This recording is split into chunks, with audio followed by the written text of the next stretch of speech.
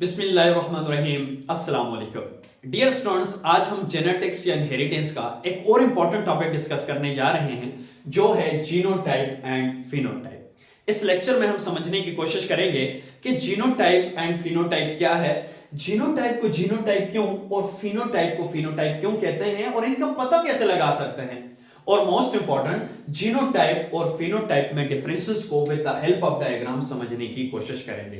फिर इन्हीं कांसेप्ट्स को मैंने यहां पे पॉइंट्स की फॉर्म में भी लिख दिया है। So let's start. सबसे पहले हम फिनोटाइप का कांसेप्ट समझते हैं कि फिनोटाइप क्या है।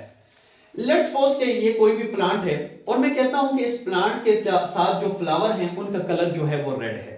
तो यहां पे मैं एक छोटा सा क्वेश्चन आपसे पूछता हूं कि क्या आप फ्लावर के जो कलर है उसको ऑब्जर्व करके बता सकते हैं कि ये रेड है, ब्लैक है, पर्पल है? तो डेफिनेटली आपका आंसर होगा कि जी सर बिल्कुल हम बता सकते हैं देख के कि इसका कलर कैसा है। यही ऑब्जर्वेबल कैरेक्टर्स जो आप बता सकते हैं इन्हीं को तो फिनोटाइप कहते हैं। सर फिर भी थोड़ी सी कंफ्यूजन है, अगर आप कोई दूसरी एग्जांपल दे दें तो और क्लियर हो जाएगा। चले जी कोई मसला नहीं है, मैं दूसरी एग्जांपल की तरफ जाता हूं। लेट्स सपोज कि ये पी प्लांट है यानी मटर का पौधा है और मैं कहता हूं कि इसके अंदर जो सीड हैं उनकी जो शेप है वो राउंड है। तो क्या आप सीड देखकर ये शेप बता सकते हैं कि इसकी शेप कैसी है, राउंड है या रिंकल्ड है? तो डेफिनेटली आपका आंसर फिर वही होगा कि सर बिल्कुल हम बता सकते हैं कि इसकी शेप राउंड है या रिंकल्ड है। यही ऑब्जर्वेबल कैरेक्टर्स जो आप बता सकते हैं इसी को तो फिनोटाइप कहते हैं। एक तीसरी एग्जांपल देता हूं, उससे बिल्कुल आपका फिनोटाइप का कांसेप्ट क्लियर हो जाएगा। मैं कहता हूं कि कोई भी पर्सन है और उस पर्सन के आईज का जो कलर है वो ब्लैक है। तो मुझे यह बताएं, आप ऑब्जर्व कर सकते हैं और बता सकते हैं कि उसके आईज का कलर कैसा है? तो डेफिनेटली आपका आंसर फिर वही होगा कि जी सर बिल्कुल हम बता सकते हैं।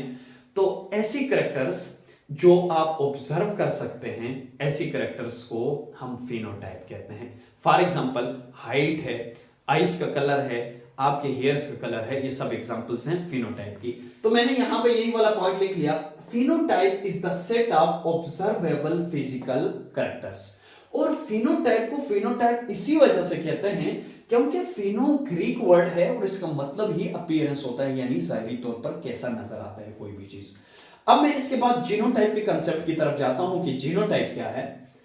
ये प्लांट है और आपको पता है कि प्लांट बॉडी सेल से मिलकर बनती है, तो मैंने एक सेल यहां से ड्रा कर दिया है।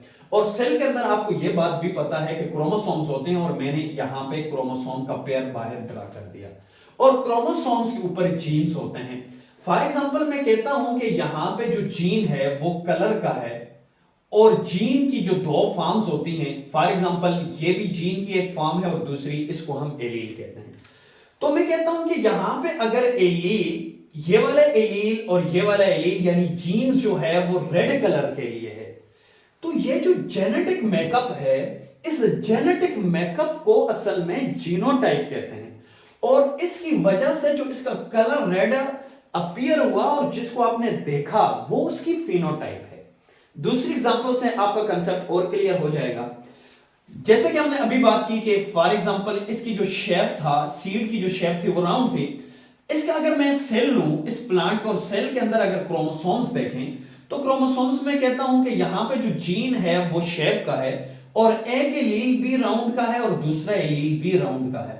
तो इसका मतलब यह हुआ कि इसका ये जो जेनेटिक मेकअप है ये कैपिटल आर और कैपिटल आर है। इस जेनेटिक मेकअप को असल में जीनोटाइप कहते हैं। अब मैं तीसरी एग्जांपल की तरफ जाऊंगा तो आपका कंसेप्ट बिल्कुल क्लियर हो जाएगा। फॉर एग्जांपल ये कोई भी पर्सन है और मैं कहता हूं कि इसका एक सेल ले लिया और एक सेल से एक क्रोमोसोम का पेयर ले लिया, होमोलोगस क्रोमोसोम, और यहां पे जीन जो है वो लेट्स सपोज के आई कलर का जीन है। अब मैं कहता हूं कि यहां पे एलील जो है वो कैपिटल बी ब्लैक के लिए है और स्मॉल बी ब्राउन के लिए है, लेकिन इसकी आईज का जो कलर है वो ब्लैक है क्योंकि ब्राउन पे ब्लैक डोमिनेट है।